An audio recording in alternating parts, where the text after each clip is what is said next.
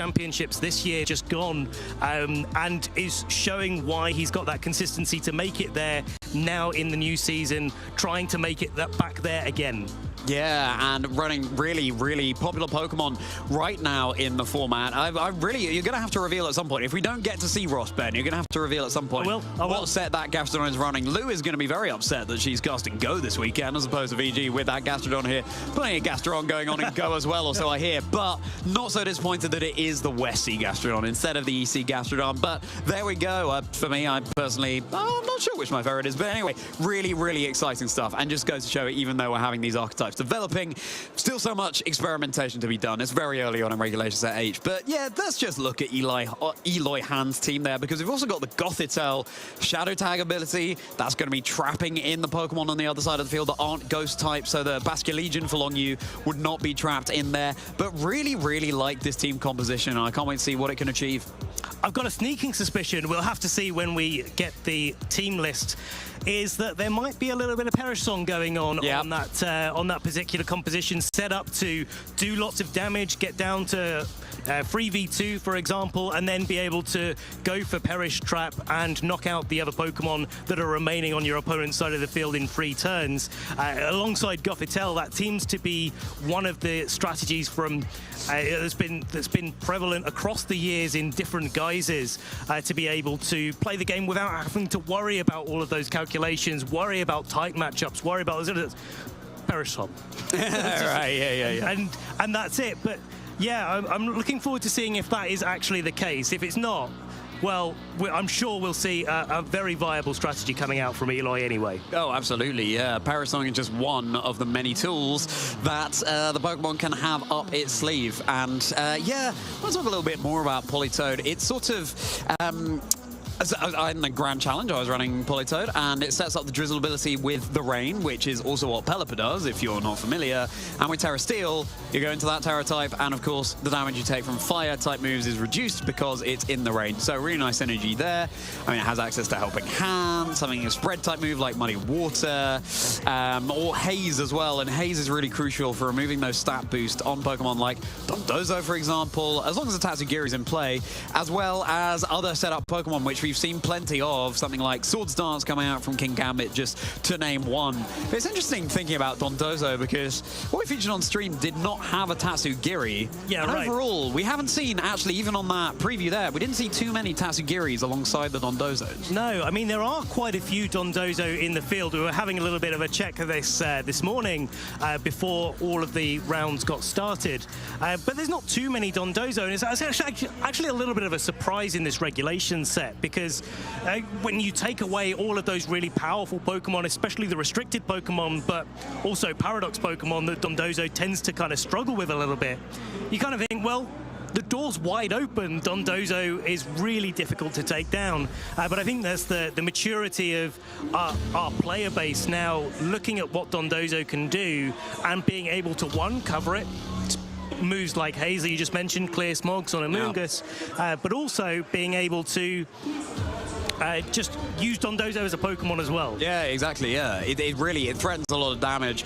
I think it really, especially without the Tatsugiri, it feels so much more lacking on its special defensive side, because that is one of its lower stats, and it would get a double boost to that when combined with a Tatsugiri. But very inflexible, of course, as well. You can't switch out the Tatsugiri or the Dondozo once they are combined. But anyway, enough about the Dondozos. Let's take a look at the fantastic trainers on screen and their achievements. So Eloy Han, a trainer with experience, stretching right back. So Ben, why don't you talk us through it back in your day with your experience? I remember that. Of course you do. Nah, you remember it well. Yeah. No, that was great. It was I think it was against Matteo Ghini, or if it wasn't Matteo, it was I'm pretty sure it was Matteo Ghini that Eloy played up against in the 2013 National Championships, going on, of course, to get top 4 in the 2014 National Championships, top 32 at Worlds this year.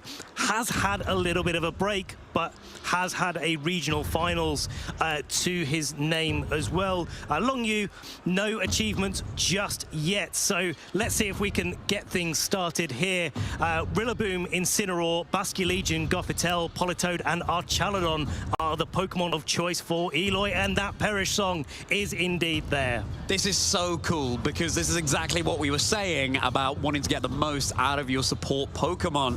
Politoed with the choice specs, just like the Galarian Weezing that we saw last week, or a couple of weeks ago in Baltimore. Muddy Water, going to be dealing massive damage if it connects, and a nice spread move. Weather Ball, assuming that it's the rain that is active, going to be dealing big damage there as well. Ice Beam, nice coverage move, and then of course Perish Song. Now Perish Song, that's going to give all Pokemon on the field at that point where the Perish Song is sung 3 turns, and then at the end of that they are going down. And so a really nice end game securer, if you like, that Eloy has up the sleeve. I think it's a move that you really want to, it takes a skilled trainer to use it well. It does, and you know, let's get into that a little bit later. Yeah. Long Yu on the field here. Amoonguss, Incineroar, Basculegion, King Gambit, Pelipper, and Archaludon. The more typical rain-based build with Archaludon, Archaludon Rain, so to speak. Yeah. With that Choice Scarf, Basculegion, and adaptability. Interestingly, not opting to go for Swift Swim, saying Choice Scarf gives me enough speed. I don't want to have the Choice Band, and maybe my opponent has some weather control, so leaning into just the power that adaptability gives it and having its own natural speed instead of relying on the rain control. That means you don't have to take Pelipper as much here to be able to use that Basculegion effectively. Yeah, nice to see the lack of fire-type move on the Incineroar as well, because of course the rain would be dampening the damage that any fire-type moves could do. So Long Yu thinking very intelligently about how to construct the team. We have seen a lot of Archaludon today, and of course it wasn't Archaludon that went all the way in Baltimore a couple of weeks ago. Look at them, we've got 2 of them facing up against each other here. Slight differences though, Eloy's running the leftovers item, whereas Long Yu has the Assault Vest. In terms of their movesets, Snarl coming out from Long Yu's, but Eloy being able to take advantage of the fact that his Archaludon can protect and running that move, because Assault Vest prevents any use of status moves. So don't often see an Archaludon with Protect, because Assault Vest is overwhelmingly the most popular item. This is something that Long Yu has to be careful not to be taken off guard by. And especially when you have that Perish Song option, you really do want to be able to protect. You want to whittle away the turns. Exactly. Usually you protect on the 3rd turn. Yeah. Then you do something, maybe you switch around, maybe you just keep the trap going with the Gothitelle, maybe you switch something in to get knocked out, and then the Gothitelle comes back in and can protect itself again. And then the next turn, you protect yourself, you reset the Perish Song for your side of the field, but not for theirs, and you just make sure that they can't knock your Pokemon out and their Pokemon get knocked out as well. So definitely a sensible adaptation to the kind of team composition that Eloy's running. But if that doesn't work, well, you've got choice specs on the Politoed. Yeah, exactly. And I mean, there's just so much more to deconstruct about these player teams, far more than we could ever cover in team preview. But we've got to call out the skill swap on the Gothitelle as well. It would be so cool to see that coming out. But for now, it's going to be Basculegion, it's going to be Archaludon facing down another bridge across the field in the Archaludon, and there is that Incineroar. Incineroar getting the Intimidate. It's going to be making sure that that Basculegion is kept a little bit in check. But if there's anything that I've learned over Regulation Set H, Basculegion with adaptability is definitely not something to be underestimated one bit. Now, both of the Pokemon on Long Yu's side of the field aren't able to protect themselves whatsoever with the Assault Vest and the Choice Scarf. And that gives Eloy a little bit of room to maneuver whether or not he wants to go for a fake out into the Archaludon on Long Yu's side of the field, and then maybe try to launch an Electro Shot into the Basculegion slot and just start putting on the pressure, start taking those key knockouts so that Perish Song is an option in the end game. That is if, of course, he's brought the Politoed. Flip turn coming out into the Incineroar brings down to about half HP. May I just point out, Ben, that the Archaludon being run by Eloy is Terra Bug. That's an interesting thing that we might see coming out later on in the game as Long Yu gets the opportunity to pivot around, decide which Pokemon to bring in from the back in place of that Basculegion. Deciding time for Long Yu as it's going to be hitting the field, the Amoonguss, so hopefully able to sponge up something coming out from the Archaludon. Dragon Pulse doubling up into this Incineroar, and Dragon Pulse returning right into Long Yu's own Archaludon. A little bit of chip damage and a stamina boost to boot. Don't always see Dragon Pulse and Archchild on. More likely the Draco Meteor for heavier offense, but Dragon Pulse you can use over and over again with no recoil, whereas Draco Meteor, you drop your special attack. Well, I think that Amoonguss is going to be happy that it's not a Draco Meteor that's threatening it right now. And I think, you know, with that damage trade, Eloy's got the better... got a good side of it, got some damage onto the field, but Long Yu's really got the better end of it here, doing lots of damage to that Incineroar. There's no way for that Incineroar to recover any HP, and you definitely do want to take these knockouts if you're Long Yu. You want to be making sure that all of those fast defensive Pokemon that Eloy has available to him are kept a little bit more in check, and activate your own Basculegion and make sure that it can come out in the end game and be most threatening. Citrus Berry knocked off from the Amoonguss, so it's not going to have any big recovery option, but it will get a little bit of recovery at the end of each turn from this grassy terrain that the Rillaboom has kindly set up for it on the field. Body press with that +1 to the defense after the Dragon Pulse coming out from Eloy's own Archchaladon into the Rillaboom here, and Pull and Puff able to heal up this Archchaladon right back to full health. It's really interesting as well, the leftover set that Eloy's running on his own Archchaladon, because it is still the stamina ability. Assault Vest gives you more longevity, you're able to take more hits and then boost up that body press even further. So doesn't quite work out so well synergistically, but the leftovers and the passive recovery, bolstered by the grassy terrain set up by the Rillaboom, could well pay dividends. It certainly could, and you know, this is usually the name of the game for these Archchaladon mirrors. How do you dispatch your opposing Archchaladon without giving the opposing Archchaladon enough stamina boost to activate the body press, make sure that's doing as much damage as possible? It really is one of those games where you have to be very careful. Be very happy that there's not too much offensive Amoonguss, and it's just able to keep Archchaladon on the Long Yu side of the field nice and healthy. Well, time to get grassy for this Archchaladon. Time for it to take a walk in the meadow of its very own. Going for the Terra Grass over on Long Yu side of the field. Fake out connected down into the Amoonguss. No spores from you today, sir. No thank you, as body press coming out once more into the Rillaboom. Dragon Pulse into the Amoonguss. Eloy deciding that it's time to remove this Amoonguss from the field before it can get up to too many spory, rage, powdery antics. And of course, if Long Yu were to hit into Eloy's own Archchaladon with Dragon Pulse, it would do far more than Eloy's would to it, because it's not carrying the Assault Vest, not bolstering its own special defenses. I like how both of these players are approaching this matchup. They're targeting down the glue of each other's teams and trying to sort of pick apart the pieces so that they can, you know, launch more powerfully into the real threats, which are the Basculegion in the back on Eloy's side of the field as well, so coaching it. But I think Long Yu's a little bit further ahead because of all of that damage on the Incineroar. It's going to be very difficult for Eloy to be able to pivot those Pokemon in, and if the Amoonguss now goes for a switch out, it's going to recover a lot of that HP that it's already lost. Regenerator coming in clutch here, able to recover Amoonguss when it switches out. But here comes King Gambit joining the field right now. Huge switch in here as body press brings the Rillaboom down really, really low. Woodhammer connects down to the King Gambit, takes it very well, as the Amoonguss would have done as well. Very threatened by a body press that could come out from Eloy's own Archchaladon here, but no, it is the Dragon Pulse. Not expecting the King Gambit switch in. That is now resisted by the King Gambit with neutral damage into the Amoonguss.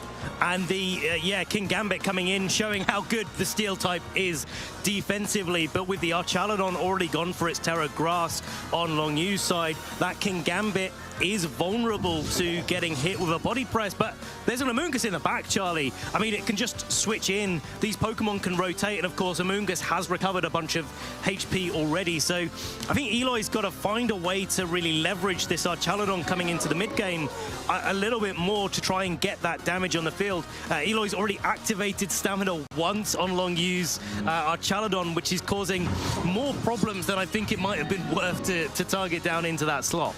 Of course, what King Gambit's also doing is preventing Eloy from switching safely into the Incineroar. Ooh, looked like he was very nearly out of time there as Eloy was locking in the move. As it is, King Gambit just going for the Protect. Dragon Pulse now connecting into the Rillaboom. That's going to be easily enough to secure the knockout on the Drumming Gorilla. And now the Archchaladon left on the field for Eloy.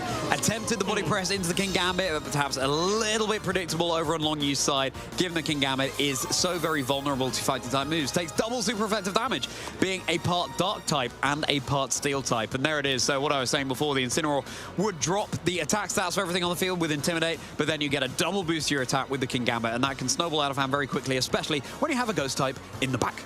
It's a hard choice that Eloy's got to make here. Do you bring in the Basculegion to try to bait out a Sucker Punch from the King Gambit? Maybe you go for the Terra option with your Basculegion as well to try and not be knocked out, just turn it into a pure water type. But then if you switch in the Incineroar and the King Gambit just goes for a Kowtow Cleave, maybe the body press isn't quite enough. It probably will be enough to pick up the knockout, but maybe Eloy goes for the Dragon Pulse onto the Archaludon. Then you're really in some problems here. You can't really switch in and out for the situation there. So I think Long Yu has positioned themselves very, very well in this battle.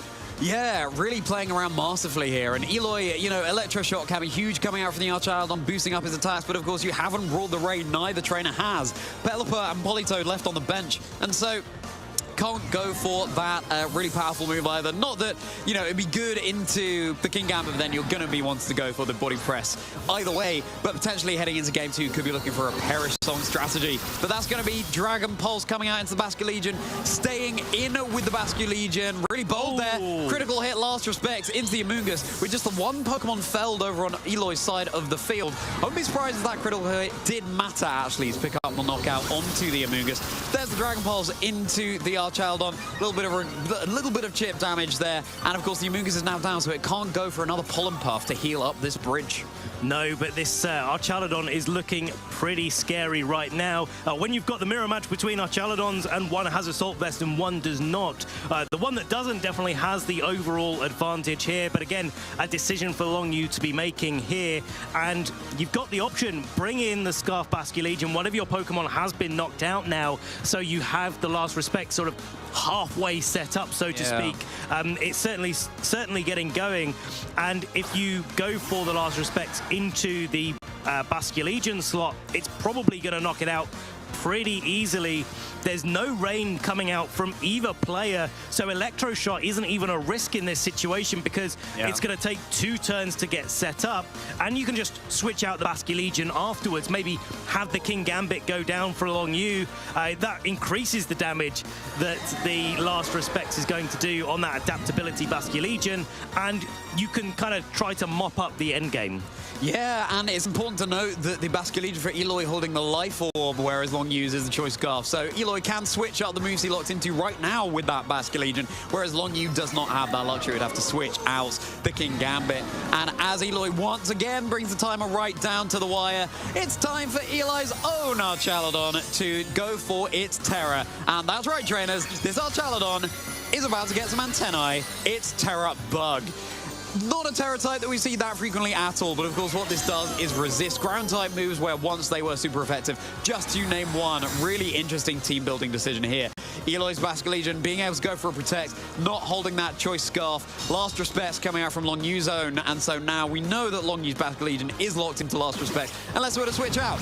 Another thing that Terra Bug does is resist the body press, of course, and give a nice stamina boost to this Archaludon. Terra Bug may well just be the thing that saves the day for Eloy, but only time will tell. Going for the Electroshot outside of the rain as well, knowing that the Basculegion, although it cannot protect and just block the attack, it would have to switch into the King Gambit, and then the King Gambit takes a lot of damage as well, especially after that boost to the special attack.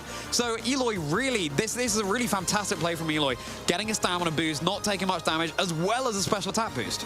And also being able to set up the stamina as well, taking that Dragon Pulse from Long Yu's Archaludon, kind of gets it, also the body press from Long Yu's Archaludon, it kind of gets it set up and going, and it sort of equalizes the playing field, neutralizes the advantage that Long Yu's Assault Vest is affording his own Archaludon. They're going to be trading Dragon Pulses, but it's not just Dragon Pulses that are going to be traded. This Electro Shot is going to do a lot of damage, potentially into this King Gambit. Yeah, and the King Gambit, of course, has taken a little bit of health away as well, so it could be enough. Only time will tell. Basque Legion hanging on in the face of the Dragon Pulse. That's last respects. Just a little bit of chip into Long Yu's Archchild on here, and another stamina boost to boot. Life Orb, of course, at the expense of some HP at the end of each turn. Going to be taking down that Basque Legion. So here's the Electro Shot into the King Gambit. Is it going to be enough to secure the knockout? Yes, it is. That's King Gambit down. It's going to have to be the Basque Legion coming back out. Basque Legion's going to have to choose a move, and it's going to be locked into that for the remainder of the game. But I think that's a good thing for Long Yu overall here. One more Pokemon has been knocked out. Incineroar's on such low health. I mean, yeah, okay, the Incineroar's going to intimidate the Basque Legion. That's going to stop it from being quite as effective. But Basque Legion's, yeah, it can take a couple of hits. Maybe not so well now that the Archaludon on Eloy's side of the field has got its special attack boosted, but it's at least going to be able to take one, and it takes 2 turns for an Electro Shot to get set up. I do think this is the right call for Eloy, though. Get the Archaludon set up as much as you can, overcome the Assault Vest, get the special attack boost, and when you're in the 1v1 Archaludon versus Archaludon, you want to be the one with more boosts than less. Yeah, exactly. I mean, the best option for Long Yu to be able to deal damage to this Archaludon really is Dragon Pulse. You can go for Electro Shots of your own. That's going to take 2 turns to work. As it is, Fake Out going to be connecting down, so it won't be moving here, getting another stamina boost, but that is okay.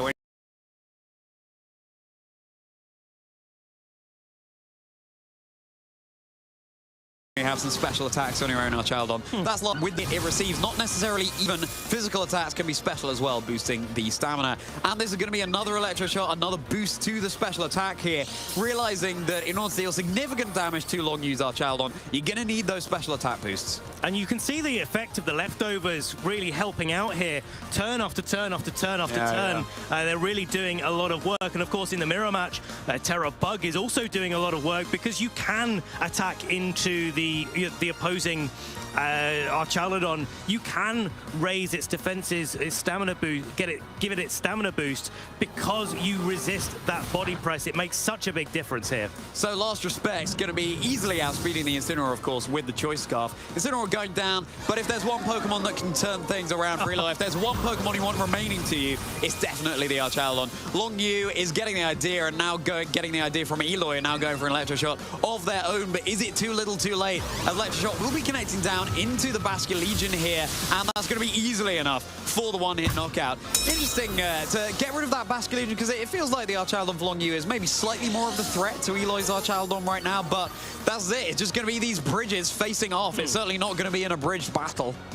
Not enough to bridge. Yeah, that's a good one, Charlie. That's thank you. That's yeah. We'll be here all weekend, traders, as Electro Shot comes out, of course, from Long Yu's Archaludon. That's doing a lot of damage. You can see the effect of not having an Assault Vest here. It's not hanging on. It's hanging on by just a thread. But Archaludon on Long Yu's side cannot hang on from that 2+ Dragon Pulse. It's going to be going down, and Eloy is taking game 1. The drawbridge is wheeled back in for Long Yu, and in a battle that really went back and forth, it was Eloy that came out on top, and Terra Bug was the play of the day, really, the play of that game that really saved Eloy, because Body Press was by far Long Yu's best option for hitting that Archaludon for good damage, and Terra Bug, of course, resisted. I wouldn't be surprised if the main reason for Eloy running Terra Bug on the Archaludon is precisely in that mirror match, Archaludon versus Archaludon. It's a really nice tech to have up your sleeve. It's not common, as you said, Charlie, defensive Terra type, but it's one that we see sort of sparingly. But every time we see it, we've seen it on Iron Hands, we've seen it on Excalibur in past regulation sets, and it always makes such a big difference in scenarios that you don't quite expect it to be in. But when it gets used, oh my lord, it does do so much work. And it does, as you said, during the game, it allows Eloy's Archaludon to play in the mirror much, much more effectively. And yeah, with that leftover recovery, I mean, the amount of turns it was on the field, I reckon that leftovers would have been able to save it from that final Electro Shot that came out from Long Yu's Archaludon as well. So yeah, lots of really fine margins here. These players, of course, 5-0 already in round 6 of Dortmund here. everything's to play for going into the sort of final few rounds of the day. Only 2 more remaining after this, and these are the margins that these trainers have to work within. Yeah, and I think the Electro Shot outside the rain is a really good call as well, because there are quite a few Pokemon that aren't going to be able to protect. We see a lot of Choice Scarf, we see a lot of Choice Specs, and even Band, and the Assault Vest running around in Regulation Set H right now. So actually, if they can't protect, and you just know you're going to be eating up an Electro Shot, right, it's a really good play. You don't need to bring the Politoed. So it's a nice flexible option that Eloy has up their sleeve. But in terms of approaching this next game, Ben, what are you looking for from Long Yu? Well, I think Long Yu did a really good job in the early game of just trying to knock out the support pieces for Eloy. Yeah. But I think what it was lacking was that pressure into the Archaludon in the end game. So I'd like to see a little bit more of that this game round. Archaludons facing each other down, but they're on the other side of the board. Yeah, exactly. This time coming out in the other orientation. Rillaboom and the Basculegion coming out for Eloy and Long Yu.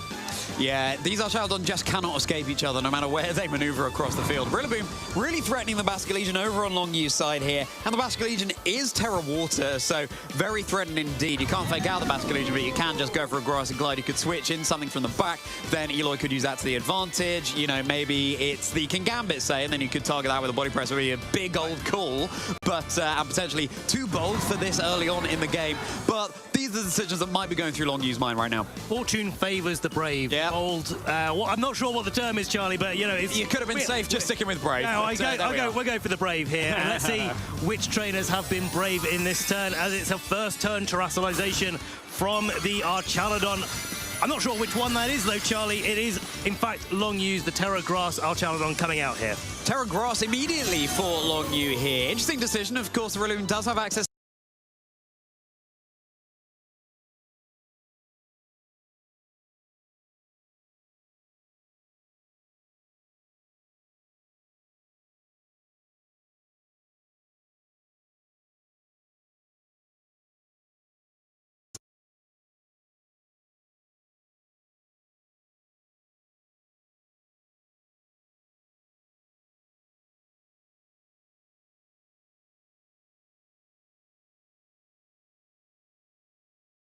power, not doing very much damage. So really nice call from Long Yu there. Double stamina boost, and we saw how much damage the stamina was doing in the previous game, and healthy, and a good terrestrialization there against the high horsepower.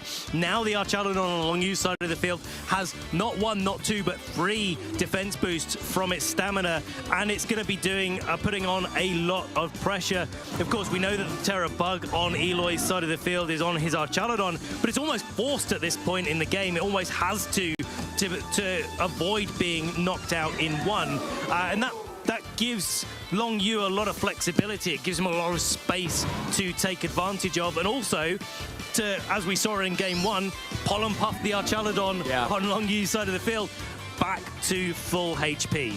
Yeah, Pollen Puff can pay massive dividends here, but the Archaludon on Long Yu's side really taking a significant amount of damage here, so potentially something Long Yu is considering. Time for Archaludon for Eloy's end to go for its favorite Terra Bug here, looking a little bit more like a Centipede right now on the field, or indeed a Scolipede perhaps, going for that victory cry.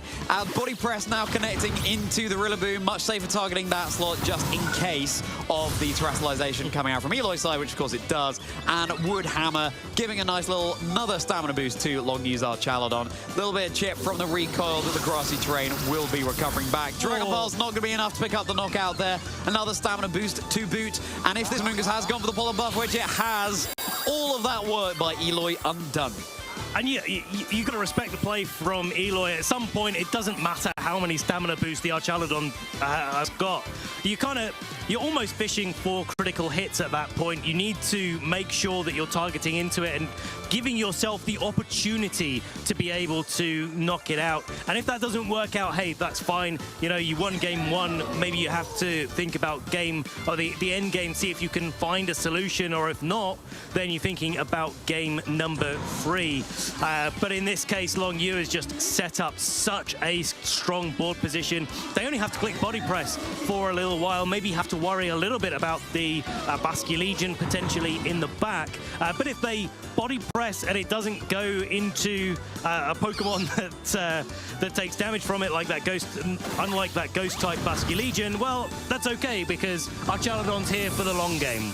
I'm surprised to see this Rillaboom stick around on the field for so long, to be honest. It wasn't offering that much against the two that Longyou has out on the field, and now it's down. So you now can't switch in something and get around a Spore, which Rillaboom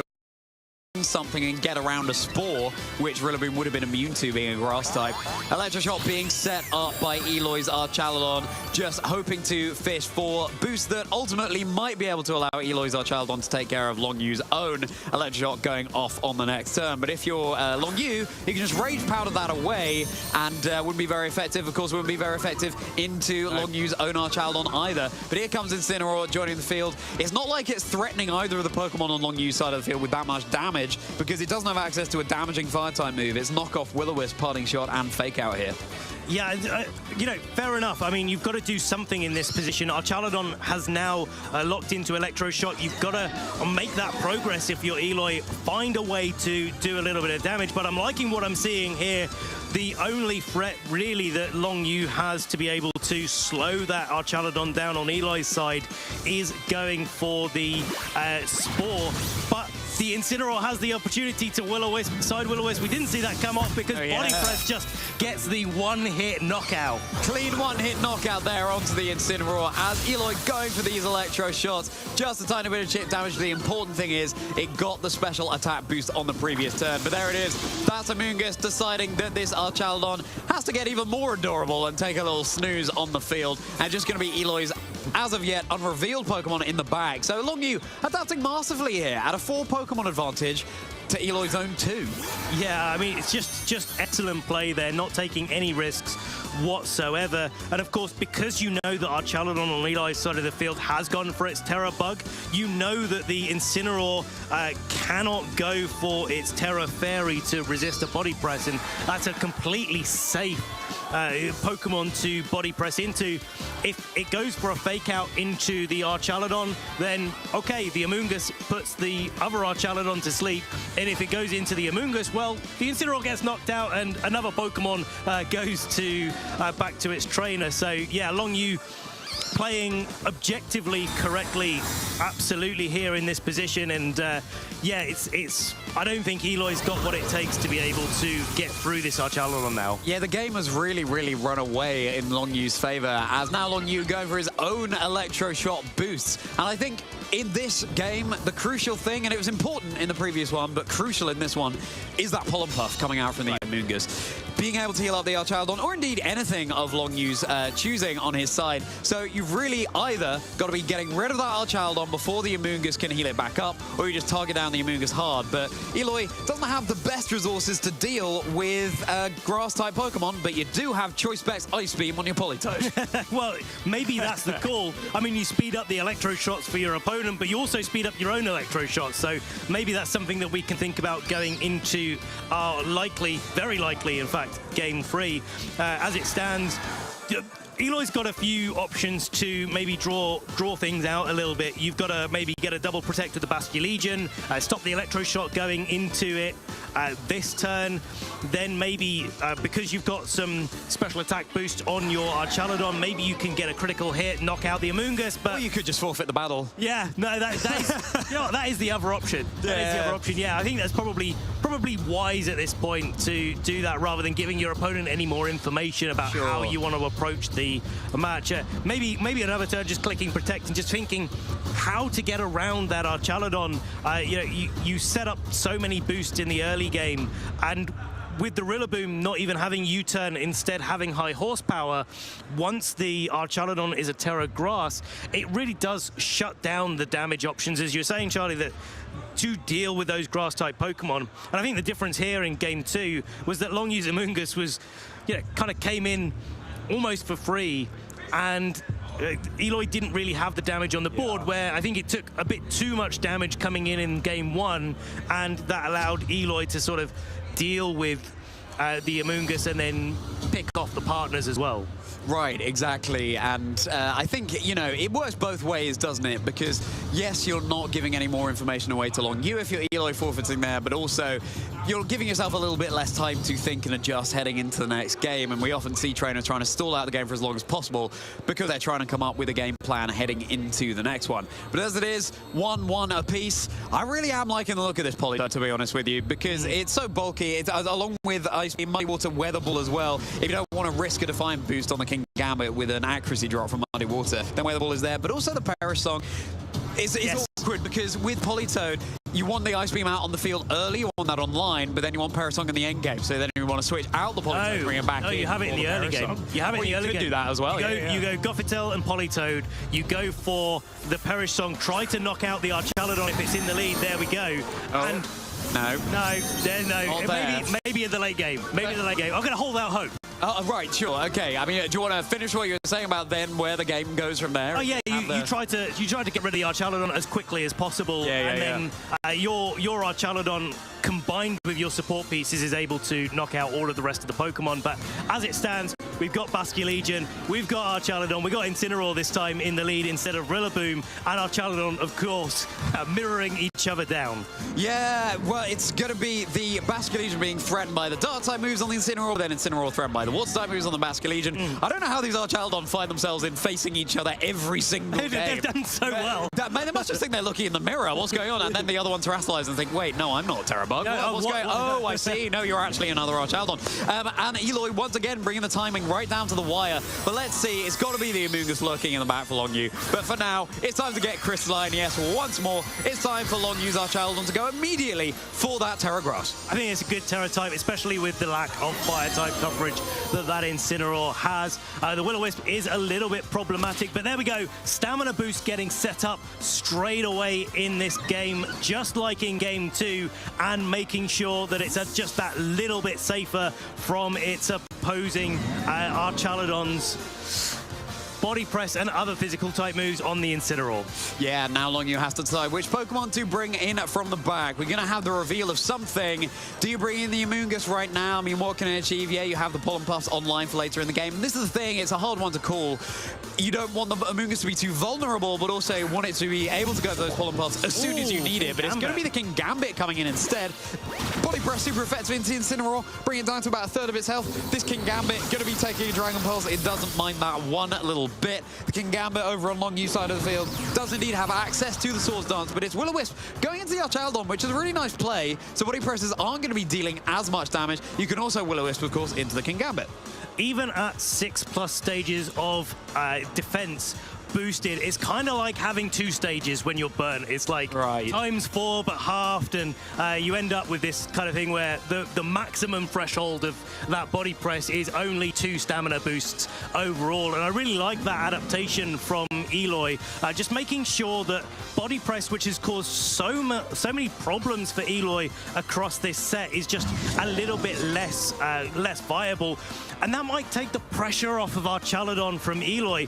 It means that it doesn't necessarily have to go for its Terra option, and one of the other Pokemon can, like the Incineroar, could go for Terra Fairy in the face of this King Gambit, and would probably be able to take a body press in this situation as well. Maybe get a Will-O-Wisp onto the King Gambit and sort of secure a board position so that Eloy can set up his own electroshocks. Yeah, we've got to bear in mind as well that, you know, that Eloy's Archaladon is not holding that Assault Vest. We cannot stress that enough. Body press no longer be doing very much damage at all inside Incineroar. It does indeed go for its Terra Fairy. You called it, Ben. Freeing up a Terra option on another Pokemon. Eloy recognizing, I need to get this Archaladon set up now, so it's ready to go in the end game with boosted special attack. Knockoff coming out into Long Yu's own Archaladon. That's really nice. Getting rid of the Assault Vest, so it's going to be softened up even further for the special attacks coming out of this Archaladon. King Gambit saying, right, I've had enough of this messing around, everybody. It's the teacher in this situation saying, look, class, settle down. I'm going to settle this with big Cataclysms after this Swords Dance coming out here. But yeah, I mean, and that's a really good move for the King Gambit to be going for, but it's not going to be able to get off an attack, at least into the Incineroar, before it's gonna be vulnerable to a Will-O-Wisp. And now it's the Terra Fairy, because of only the Dark type coverage on the King Gambit. it's going to be quite difficult for King Gambit to be able to knock out this Incineroar as well. So a really nice adjustment here, especially while the King Gambit is under threat of Electro Shot. Now the special attack boost is gone up, but look how much damage that Sucker Punch did right there. Oh God, I felt that Sucker Punch in the guts, Ben. That winded me almost with the follow-up body press. Eloy's not looking too pleased about that one. Electro Shot is going to be fired off into the King Gambit. It's not the body press. It's not going to be enough for the knockout either. Thinking, maybe I should have just gone for the body press there. But perhaps, I don't know, maybe you're predicting the Amuga switch in, but it's got that double boost to its attack there. So interesting to see no body press coming out from Eloy's own Archaldon here. Parting Shot able to weaken Long Yu's Archaldon even further. It's been softened up defensively. Now it's had its attack stats reduced too. Rillaboom going to be joining the field. And with threatening the high horsepower, that high horsepower does have to come out.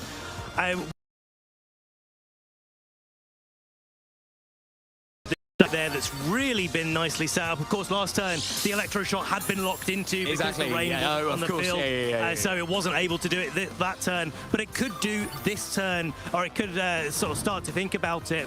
Of course, the King Gambit can protect itself. It's not running the Assault Vest. That's on the Archaldon.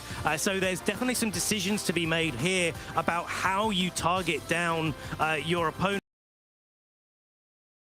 Call that the King Gambit goes for the protect. Use the special attack boost that you've accumulated with Electro Shot. Go for the fake out, go for the Dragon Pulse, and try to target down that Archaldon that we know cannot protect itself.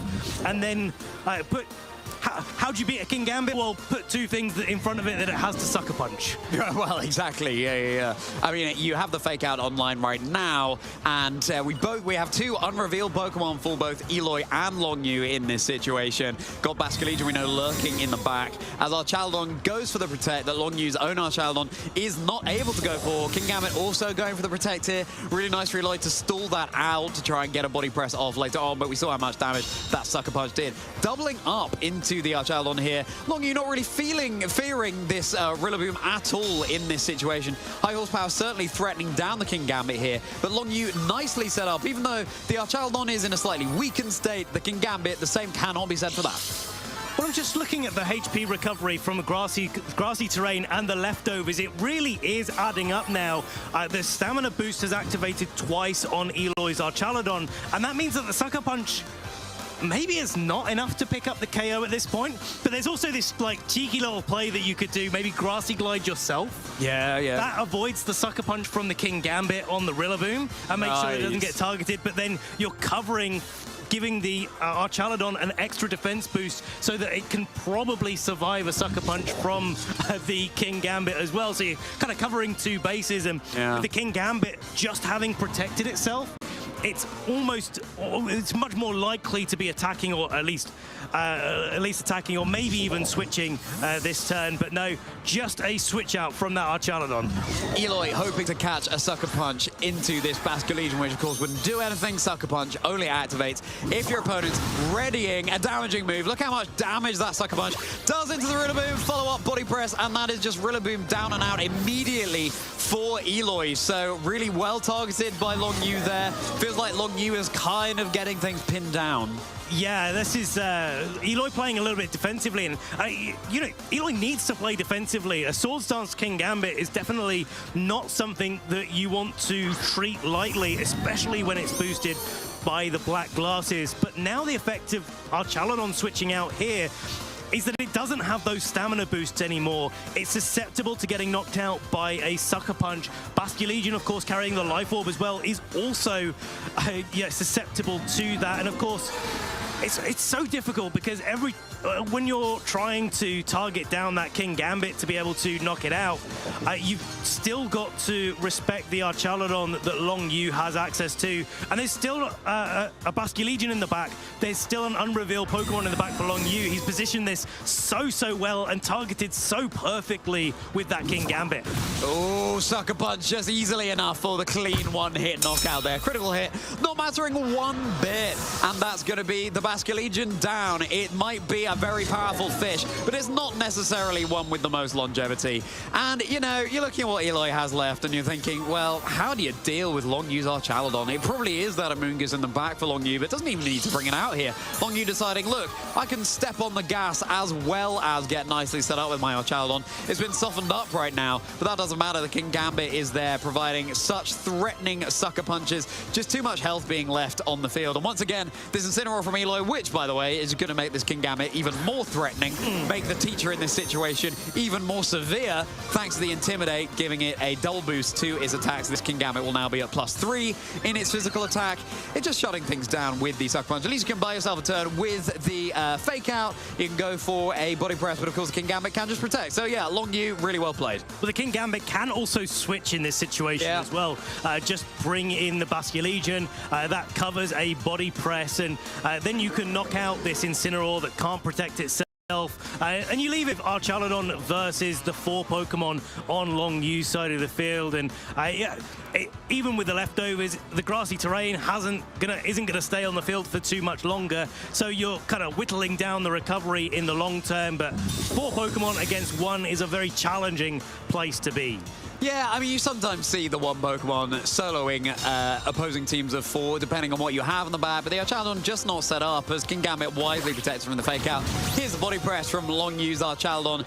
It's able to take it, get a Sounder boost that's definitely too little too late. Dragon Pulse connecting down. Now, let's bear in mind, no longer has the Assault Vest, but still not enough to secure the knockout here. So it's just slowly heading towards, unfortunately, what seems like an inexorable loss for Eloy here.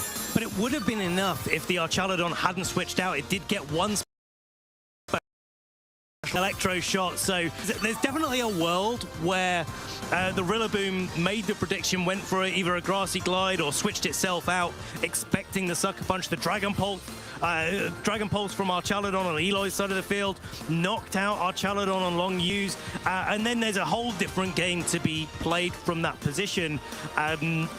But that's not the world that we're living in right now. Yeah, right. Long Yu's made all of the right decisions, targeted absolutely perfectly. You cannot take that away from him right now. Eloy going for the protect, just trying to find a win condition in this situation.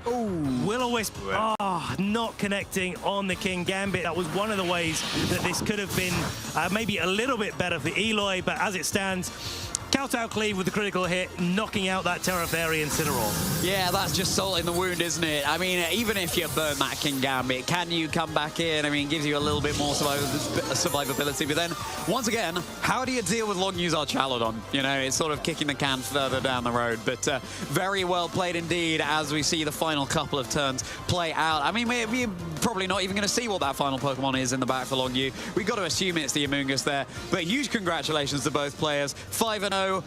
Currently, now Long Yu goes 6-0. Eloy 5-1. Still an incredible achievement. Well done to Long Yu. 6-0 at the Dortmund Regional Championships, the first regionals of our season in Europe, and Long Yu pretty much securing their position into Day 2 Swiss, into that continuation, and setting themselves up really, really well to get into that asymmetrical top cup. Yeah, very exciting indeed, and I'll be honest with you, Ben, I kind of forgot that I was wearing these ears, and then I saw myself on the monitor just then, and yep, they're still here, still playing my Tandem Mouse. We've got to bear in mind that in that game 1, even though it went to Eloy, it certainly wasn't easy. It certainly wasn't easy for Eloy to secure the win there. You know, it involved some really clutch survivals. Of course, Eloy's Archaladon doesn't have the Assault Vest, so it took way more from the Dragon Pulse than Long Yu's own took, and it required some boosting up of the special attack as well as the stamina in order to secure that game. So really just a tough matchup for Eloy there. But once again, I do really like that Terra Bug tech on the Archaladon. It was really good, and if you look back to game 1, how Eloy used it at the point in time, you know, getting that Terror bug just as the body press went into it, getting a stamina boost, and just putting the Archaladon on his side of the field in a great spot. I think that's like the story of the match, really, isn't it? Where you've got these Archaladon facing down against each other. They've got different Terror types, they've got different items, they've got different, or quite similar, but different supporting casts to help them achieve their goals. But I think the thing that Long Yu really did so well in that set is adjust from game 1 to game 2, putting the Amoonguss in with Archaladon, getting that flip turn stamina boost onto their own Archaladon, and that just cut away a lot of the damage that Eloy was able to try and inflict onto the Archaladon in game 1, really get that set up and going, and then heal all the damage back. Just keep the pressure on turn after turn after turn. And even though that got a little bit messy in game 3 from the Archaladon's perspective, well, they switched things up, brought the King Gambit in, found a way to get a sword stance off in front of a body press, and then look at that, the King Gambit going for the sucker punches, followed up by the body press. It doesn't matter if that Archaladon was burnt, it still was enough to pick up the KO, and KO after KO came from that sucker punch. Yeah, King Gambit saying, you sit down, and you sit down. Stop messing around, everybody. Here we go, Kazakh, yeah, you can go home as well, Incineroar. Basically, it was King Gambit securing all the knockouts here, and we didn't even see how it would have played out because Eloy forfeited before the Archaladon went down. I'm getting high school flashbacks, right? Exactly, yeah. I don't know how much you were messing around in school, Ben, but I hope that you weren't. I think you were probably a very good boy. I was a very good boy. Yeah. I was a very good boy. I think you were. I put my money on that. Oh, and you're a good boy now, aren't you? What? You're such a good boy now. Are you doing a Jamie Boy impression? Is Jamie Boy arrived on the scene? Yeah. Jamie Boy is a teacher, of course. Yeah, I see. Yeah. No, it's a good point. Yeah, Jamie Boy playing that King Gambit expertly there. And yeah, once again, congratulations to Long Yu. Why didn't we see the Polytoad, Ben? Like, genuinely, I'm not saying, you know, just because it would have been cool, but I think it would have been a really good play in that situation. And then, you know, you had your choice specs, so you'd be locked into the Ice Beam, predicting the Terra Grass onto the Archaladon, and then you don't need to worry about accuracy drops with Muddy Water because you do also have access to Weather Ball, so you'd have to switch it out, switch back in. But then, of course, the Perisong stuff too. I think there was an opportunity there for the Perisong to go. I think Eloy was maybe thinking that the Perisong would have been a difficult mode to go for in front of the threat of King Gambit, especially after you saw it game 1. You kind of don't want to necessarily put a Gothitelle in that position where it's got to have to deal with that, especially with the way that Long Yu adjusted going into game 2, where there was that Ghost-type Basculegion in the lead. Very difficult to lock down a particular lead and then go for the Perisong because Ghost types can switch out in front of Shadow Tag, but also there was that flip turn. There's that opportunity for the Basculegion to react to whatever it was that Eloy was doing. So yeah, I think it would have been the call. I think it was definitely a call to be made, but it was a very difficult one to be able to do. Sure, yeah. It's just I think if there's what that highlights really about Eloy's team is you need at least one other way to be able to hit grass for good damage, because just Amoonguss and Terra Grass Archaladon is really shutting it down. And whether that's running Flare Blitz somewhere on your Incineroar. I mean, we also didn't see the Gothitelle come out either, which could have provided some really nifty tricks to get involved in. It's got expanding force without the Psychic Terrain on that team. Still really good damage, but of course the skill swap as well. Stamina Gothitelle. That could be a Stamina Gothitelle. Yeah. You're fully locked down onto the field, making that Gothitelle even harder to remove. Got to be careful bringing it in the face of the Basculegion, of course, with super effective Last Respects. Terra type on that Gothitelle, though, is Terra Dark, so would have been able to resist Ghost type damage had it gone for that Terra. But as it is, as you said before, Ben, that's not the world we're living in. The 4 Pokemon that came, Rillaboom, Basculegion, Incineroar, and the Archaladon. And yeah, I'm not convinced about Leftovers Archaladon, I gotta say. Yeah, I mean, typically when we don't see Archaladon with a Assault Vest, we see it with Power Herb. Yeah. So you can just go for that one Electro shot, get the ball rolling, so to speak. You don't have to have the rain there to be able to use that charge attack. And then you can take advantage of it, but you can also protect and make sure that you can get into a nice situation for it. So, yeah, maybe Leftovers wasn't necessarily the call, but Equally, Eloy is 5-1 here, so, yeah, exactly. you know... Yeah, what do we know? What do we know? Yeah, Protect is still really nice to be able to run on your Archaladon. But enough about Eloy. It's time to hear from our winner of that Swiss round 6. So let's throw it over to the lounge. It was Long Yu going for those pull and puffs, and certainly Long Yu was up to snuff. Thank you very much, Charlie and Ben. I am, of course, joined with our first confirmed player going into the day 2 of the Pokemon Dortmund Regional Championships. Long Yu, how are you feeling? Yeah, I'm feeling so exciting because this is my first regional. I can't imagine that I can go so far. So also I have been picked to the stream table and I also won this game. It's so amazing. Yeah, and you put on an amazing performance as well. Congratulations for making it into the day 2. Really cool team as well. It was mainly the Archaladon versus the Archaladon that seemed to be the key parts. But you had the Terra Grass Assault Vest, and then Eloy had Terra Bug leftovers. So what were your thoughts going into the match with Archaladon against the opposing Archaladon? Yeah, I have been practiced a lot about the rain team, but I've never practiced against leftovers. So this is a very clever item choice, and it also got some trouble to me. So finally, I find a way that can make my acro so booky.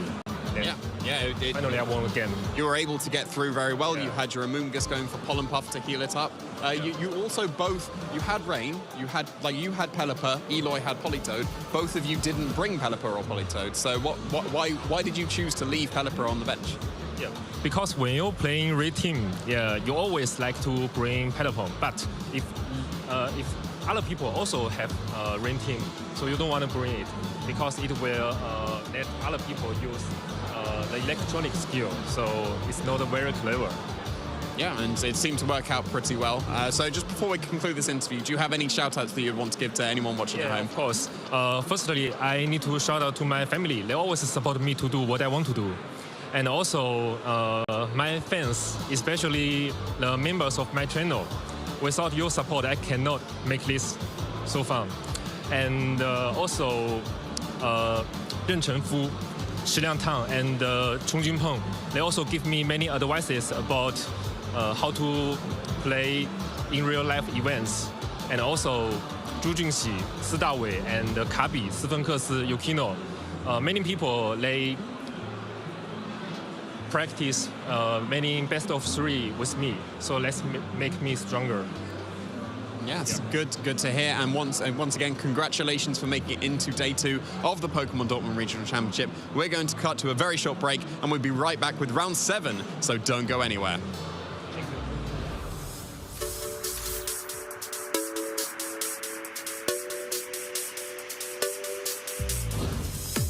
Well, this is actually my first regional, so I didn't actually prepare that much. But I thought, I watched some YouTube videos, went on Reddit, read about other people's experiences, and I have a whole cheering squad here, so, I think I go and meet with them after my games to get a little bit more energy, but yeah, that's basically it. Obviously, have a good sleep, like an 8-hour sleep, and then have a good breakfast too the next day. And then I think you should be good for a long day of Pokemon. If it's this tournament, I don't sleep. I toss and turn on a bed all night and just keep thinking, like, is my team ready to go? Have I done everything possible to be ready? And I just come in here and play free and play to what I think I can do. And as long as I do that, I have no regrets and I can go home at the end of the day happy. Yeah, I think it's really important to make sure that you've got energy to compete throughout the day. That means eating a healthy breakfast. That means getting close to 8 hours of sleep and just being in a good headspace for the tournament. Don't be afraid to give yourself breaks between rounds to do things like listen to music or enjoy fresh air outside the venue. I think it's really just about making sure that your body and mind are ready for a long day of tough competition. I, first of all, make sure that I get a full night's of rest if I can, although I know sometimes we end up staying up late to test and make sure our decks are fine. Trying to eat some breakfast ahead of time and really mentally reset, make sure you're ready for a long day and taking one game at a time.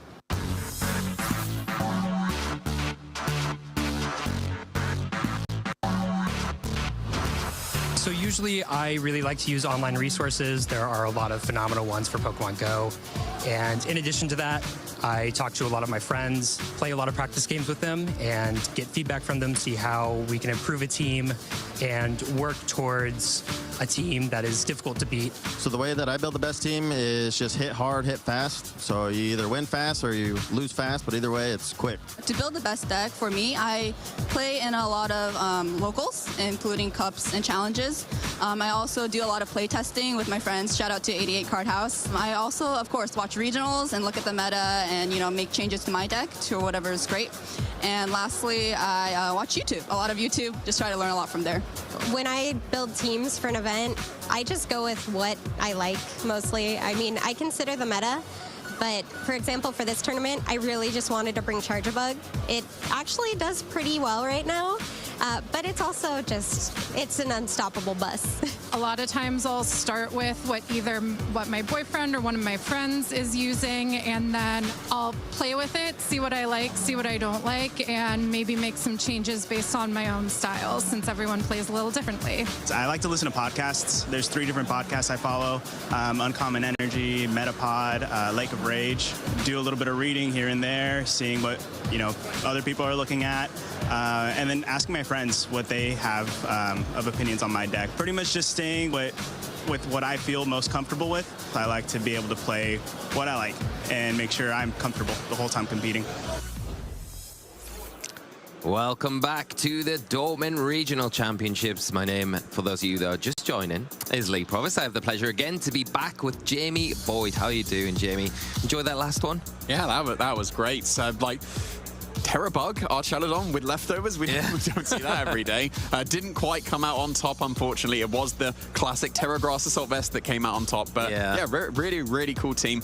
Seeing Eloy come back after all these years and still being in a really good position, so close to that day 2, but Long Yu able to just pick him at the end. Just at the end there. It was so close as well. There was a lot of factors, I think, that came down between the outcome of that match, because it was really between the two. Archelodon and Archelodon, wasn't it? Even despite the Terra types there, really just came down between the two of them. Yeah, it did seem so. And it was interesting seeing, well, they were a Rain team. They didn't bring Rain. Yeah. Like, Politoed and Pelipper were both left on the bench. And they were content to bring the Basket Legion and the Archelodon that kind of rely on Rain, but then if you've got the mirror match, it doesn't particularly matter if the Rain's up or not. Not so much, and I think if you're in that position where on one side of the field you're kind of hesitant to bring your own Rain because it gives the opponent an advantage as much as it gives you an advantage, but if something goes wrong in the battle, then the advantage stays with them and you think, oh, I'm not in the best place here. But the Perish Song, I think, may have come into play if we did see it. The problem was that it was on that choice itemed Pokemon, so it wasn't really as free to use as maybe sometimes you would see if the choice item wasn't there. Yeah, it's more of a tech to be able to lock out a game rather than I'm going for Perish as a strategy. And that not being available, I think that would have been really useful if that was like, well, I have Fake Out on my Gothitelle and I can protect on my Politoed. That would have been a way to break through the Archelodon for sure. Yeah, because you could almost position using that flip turn, couldn't you, with the Basket Legion into the Politoed and then go for that Fake Out, go for the Perish Song, and then just stall it out from there and get rid of that big threat quite easily in that situation, but unfortunately wasn't the option. But something for trainers to think about maybe in future if this Pokemon keeps being as dominant as it has been so far in the format. Yeah, I mean, like, I see Politoed versus Pelipper. Pelipper is obviously so common. I see Politoed as its niche would be going for Perish Song. Yeah. So it does make sense that it was, even though it was choiced and it is just a tech move on there, like Perish Song is definitely still a viable strategy. With the Politoed, we can see that. It was 5-0 going into that previous round. So, but it seems like our trainers are opting way more for Pelipper. I think the Hurricane being able to get on as well as the water moves that you can go for, flying as well, covers so many things really, really nicely that the Rain archetype does really want. Yeah, Pelipper gets a lot of really good support moves. Wide Guard, Tailwind. Yep. The Weather Ball's even good as well, so even if your weather gets disrupted, you've still got a really good way to utilize what your opponent's trying to undo what you're doing. So I think in a lot of ways. But like you mentioned, I think Politoed as one of those Pokemon dedicated to potentially being there as a support, setting the Rain up, and then being that Perish Song Pokemon where your primary goal is to get rid of the two Pokemon on your opponent's side of the field and then with the 2 remaining that they've got, that's when you unleash this Perish Song mode. Or vice versa, you could start the battle off with it, especially if you've got those trapping moves. Maybe even see something like Whirlpool or something like that to self-trap. Yeah, we will have to see if that's going to be the moves of choice for these trainers that are still doing very well across this tournament. We will have confirmed some players that will have got those 6 wins and will make it into day 2 of the regional championship. Of course, because the Swiss now does continue into the second day, while you're still at that 6-0 record, as we can see some fantastic trainers there, you still want to be consistently winning. Yeah, got some incredible names across the board there. One familiar name is Matty Morgan. We've seen have a lot of success before and continuing that in the first EU regional this season, and you know, nothing really jumping out at you saying, oh, wow, that's I didn't expect Matty to be playing something like that. But the more consistent kind of solid choices are what we're seeing here with Goldingo. We haven't seen much of today though, really. I was expecting to see a lot more of it, but obviously doing a very good job for Matty. I mean, I don't think we've seen much, but it was third on the usage. I believe it was still in the like 30-something% usage, so it's definitely still being used, and obviously Matty is using it to great success here. It seems very similar to like the P2 Ursaluna team, but instead of going for slow Trick Room, Ursaluna's going to KO everything. Garchomp, nice and fast, don't need to Trick Room instead. Yeah, and utilizing probably the Porygon 2 is your kind of way to undo the Trick Room if it does get set up. And then in those favorable positions where you've got the Porygon out on the field and maybe it's 1 or 2 Pokemon remaining, that's when you can set the Trick Room up to kind of utilize it as an offensive tool as well. Antonio Sanchez continuing their run on in this tournament in really good fashion, undefeated still, 6-0. And again, we had that team, the pleasure of featuring it earlier on the stream. Now, we were saying, well, tried and true we're trying to avoid those, but you know, it's starting to establish itself as tried and true if Antonio continues to have the run that they are having. Well, yeah, I think if Antonio continues into day 2 and you know, any top finish with this team, it really does solidify it as a very good option going into this format, and one that, you know, even if you are preparing against it, if it's in hands of a very talented trainer, then it's still going to be a very difficult team to kind of overcome, and it's looking that way. I do love the team concept. The Dragonite we've already talked about enough on the stream, but it's just such a good option there, and alongside that Garchomp double dragon combination is just really, really great to see. The double dragon used to be Salamence and over Dragonite, right? and Garchomp, yes. Yeah, it did. Yeah. So yeah, we're going down into the 5-1s as well. So 5-1 is still a very, very good score to be able to have. You can see some good names there. Davide Carrez, obviously a standout. Rafael Sadowski, Francesco Rossini as well, going to be able to be at the 5-1 record. So yeah, 5-1, you're still absolutely in it. 1 loss does not put you out of the tournament by any means. No, not at all. And I think at this stage in the tournament, you know, if you've only taken 1 loss, you've got to say, look around at the field around you, the caliber of players here, you're doing extremely well, and not letting it affect you is the next thing. I think don't tilt, don't go into the next round thinking about it, brush it off, move on. You've done very well so far in the tournament. You just need to carry that on, and I love the concept of this team. The double fairies here this time and double dragon, and then you're just missing a double steel, right? Yeah. Well, we got double ghost there as well. Double ghost, yeah, just a double steel. Maybe there's a Terra type on the high dragon, and then that covers the double steel there, maybe. But yeah, I love the combinations here, and Francesco, you know, doing extremely well. Hopefully that continues on in the tournament. And Ross Stewart, we had Ben and Charlie mention running a particular Gastrodon. I'm very interested to see that. So Ross continuing great form at 6-0. At the top of the leaderboard at the moment. Yeah, for sure. And we'll have to see who we're going to be featuring on our stream round for this round 7, of course. We've got some great matches, but we can only feature 1 of them. We're going to be able to hopefully see who's going to be able to make it into that day 2 as well. It seems like we're going to be featuring Ivar Vliga versus Julio Tarlau for our feature match. And look at that. That's a killer Wattrel. That is a killer Wattrel. And this team looks very fun to feature. I guess going up as well against what Julio's bringing, which is your more kind of traditional, what we've seen at this event this weekend so far in the broadcast, with that Maushold, the Annihilate. We've got the Dragonite, the Goldingo, the Incineroar, and the Whimsicott there. But you've got the Killer Wattrel, you've got the Hisuian Typhlosion as well, and that Galarian Weezing, which I just love to see. We saw have quite a big success, a similar team to this success in Baltimore. So Is it going to continue that vein this weekend? But that isn't the only match, of course. Yeah, we've got plenty of other great matches. We just saw Long Yu Lin be able to secure their place into that day 2, going up against Joan Garcia. Again, with that lone Dondozo, we saw that crop up on the stream for Flavio Del Pidio, and it seems like it's having success for Joan as well here.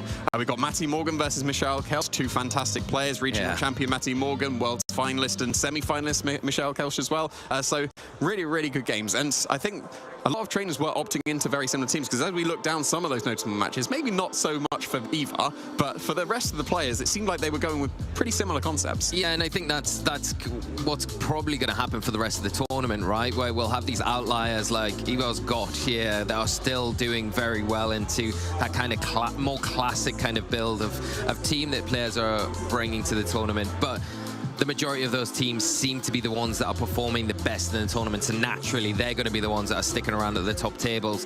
Just whether or not they're going to stick around right till the end, or whether or not they'll be that kind of bunched up in between now and day 2, and then they'll fall off a bit. It'll be interesting to see how it all turns out. Yeah, for sure. But then we do have a very, very cool team coming out here for Eva that is going to be facing down against Julio Tarlau. So I'm very, very excited to feature this match in particular, because I always love to see these really unique Pokemon come into the fray. Well, there's a unique Pokemon across the board on Eva's side of the field. I mean, even the Corviknight, it's not something that we see or have seen too much in this regulation so far, you know, and I think it offers a lot for trainers when they're bringing it, the Steel the Flying type, being able to Terastallize to get away from those weaknesses. But with that Mirror Armor ability that it's got, it's just so useful, especially when you're seeing that Intimidate cycling or any sort of kind of disruption stat-wise on your side of the field. And then we look at the more interesting things. You've got the Toedscruel. We've seen that with the Mycelium Might. It pairs up so nicely with that Weezing, getting rid of that ability, the neutralizing gas.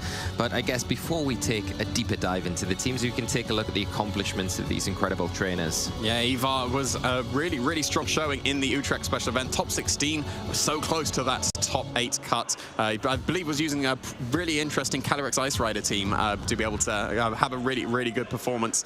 And looking over at Julio Tarlau as well, regional finalist back in 2022, so close to being able to get that regional title as well, with the top 4 in Bremen, and then really consistent across the internationals. Top 8 in 2023 in EUIC and top 16 in 2024 NAIC. Yeah, that's the epitome of consistency there between those 2 events. Yeah, both players very good accomplishments to their names, and I'm sure they're eager to add another one at the end of this event this weekend here in Dortmund. We can, you know, talk about that Toedscruel, that Weezing combination, because we're going to have a quick look at it here. What are your feelings about the Mycelium Might and that neutralizing gas? Well, it allows Toedscruel to be the fastest consistent sleep user that we have available in the format. We've been seeing quite a few Vivillon pop up on the screens as people are using that Pokemon, but Toedscruel is a little bit faster. Mycelium Might means that Spore would be in like negative priority, effectively in the same brackets for all the neutral moves. But turning that off with Weezing to be able to go for just regular old Spores at the normal speed that Toedscruel would be at is really, really nice. And the pairing of Acid Spray with a Choice Specs Weezing as well, that can really do some significant damage. Yeah, I love that. And then the other outlier here is going to be that Kilowattrel, something we definitely don't see too much of, with that competitive ability as well. Yeah, it's going to scare off the Incineroars for sure. It's going to be able to do some massive damage if it does get intimidated. And then it pairs really nicely with the Garchomp, because you've got the combination of going for Discharge and Earthquake. That is, we said about tried and true. That's a tried and true combination. That is a tried and true combination. Looking forward to seeing how Julio approaches that threat, because we've got the Whimsicott, Incineroar, Dragonite, Goldinger, Maushold, and the Annihilate there. Anything jumping out to you here? I mean, the haze on the Dragonite's definitely something that we don't see too often, Jamie, and that Ice Spinner combination, it's a really good way of getting rid of the terrain if it's been set up, and then eliminating any stat boosts on both sides of the field. Yeah, I think everything else is like, you would expect to see those sets, but that Dragonite is absolutely standout for me. Yeah, Haze Extreme Speed is very common on Dragonite and opting for the Terra Normal, and then Ice Spin and Thunder Punch, that's basically perfect coverage. We've known across the generations that Ice and Electric is a very, very good type combination. Yeah, definitely, and I love the Rocky Helmet on the Maushold as well. I like it. It's a more of a traditional kind of support Maushold rather than the offensive one that we've seen more recently with that population